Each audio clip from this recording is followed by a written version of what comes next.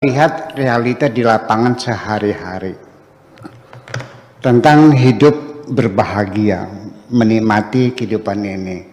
Saya melihat ternyata yang paling banyak berbahagia adalah yang middle class. Bukan elit politis yang konglomerat yang kaya raya, dan bukan juga rakyat jelata yang sangat menderita, yang tidak punya apa-apa. Yang kelas menengah inilah, seperti Pak Didi, seperti saya, ini yang paling banyak menikmati kehidupan.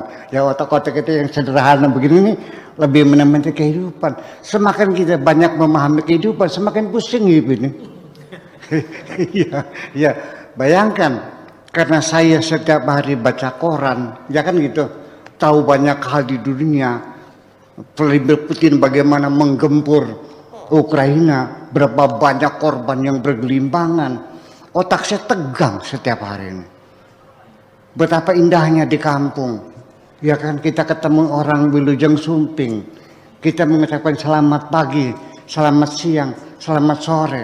Karena saya terlalu banyak baca koran. Yang ada bukan selamat pagi, selamat bom. Ya kan, selamat martir, selamat korban, ya Ukraina dan sebagainya. Setiap hari kita mengkonsumsi berita-berita yang menegangkan itu. Nah, itulah kaum intelektual yang terlalu sensitif itu, jadi akhirnya tidak menikmati dunia ini. Malah ternyata orang-orang yang sederhana di kampung yang punya sawah hanya 200 tombak ditanami dengan jagung. Dia tiap hari berangkat ke sawahnya dengan celana pendek, dengan tidak pakai sepatu, iya kan? Dengan bawa topi lakan sama bawa cangkul, duduk di bawah gubuknya. Dia menikmati tanaman jagung yang dia tanam itu. Pulang ke rumah dia makan lahap urungnya 2 piring masih nambah lagi. Jadi mereka lebih badan sehat, makanannya tiap hari godogan bolet ya. Godogan sampo sama gula batu, gula aren, gula abang sama teh tubruk. Iya, alhamdulillah.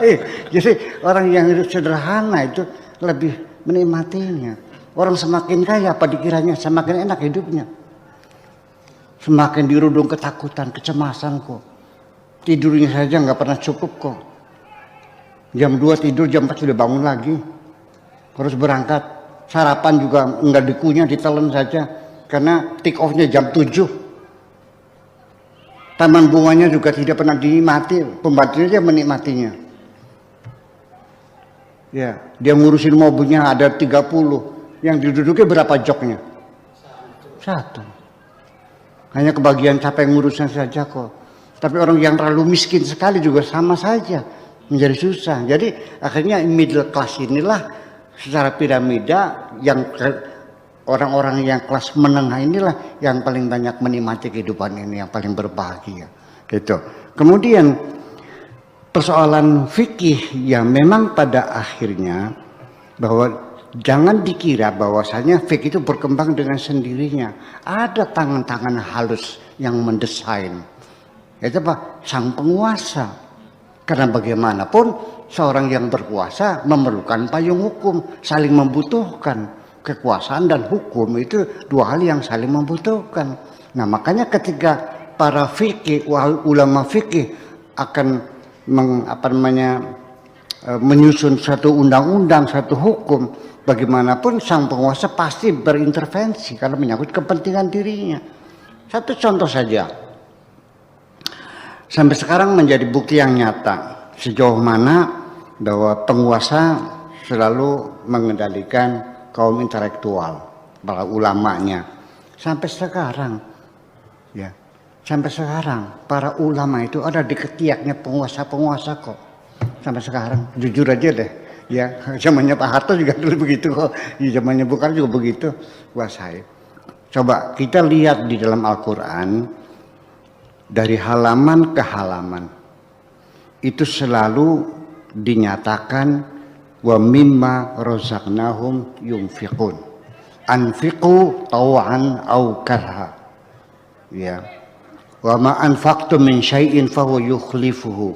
Setiap lembar selalu Allah mengajukan berinfak.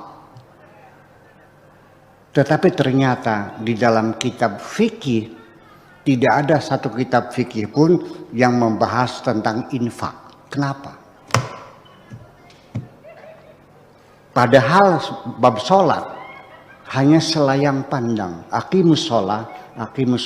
Bagaimana caranya, bagaimana iftitahnya, bagaimana tasyahudnya, bagaimana sedekapnya atau selonjornya, apakah menunjukkan digoyang-goyang. Tidak dijelaskan, malah justru itu mendapat porsi yang paling besar di dalam kitab fikih tentang sholat itu. Ada apa?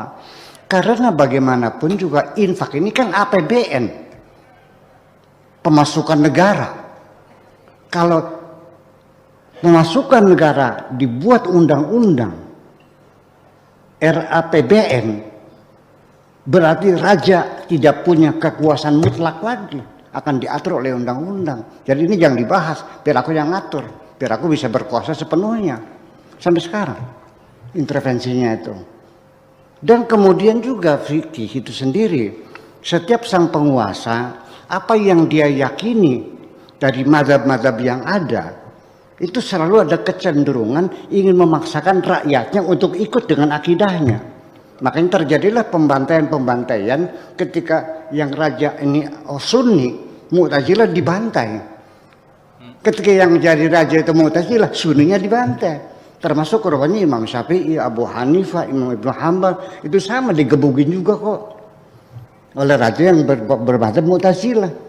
Nah ketika yang mazhabnya Syiah, orang Mu'tazilah dibantai juga.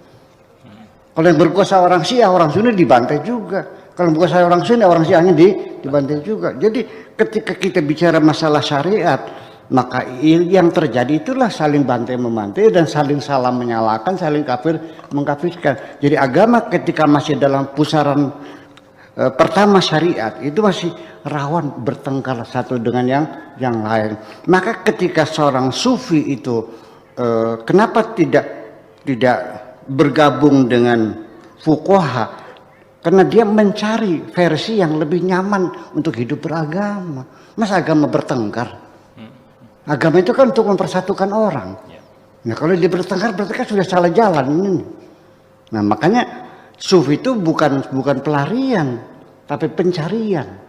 Jadi bukan karena frustrasi menghadapi situasi yang rumit semacam itu, tapi mereka sengaja mencari kenyamanan untuk diri mereka sendiri. Dan orang sufi adalah orang yang paling tidak pernah bertengkar dengan siapapun, karena dia sibuk berintrospeksi dengan dirinya sendiri. Terima kasih begitu kira-kira Pak Didik. Ya. Baik, terima kasih. Demikian Pak Didik, penjelasan cukup sangat banyak dan lebar dan memberi pemahaman kepada kita tentang bagaimana kehidupan ini harus kita jalani dalam beragama dan juga berfikir.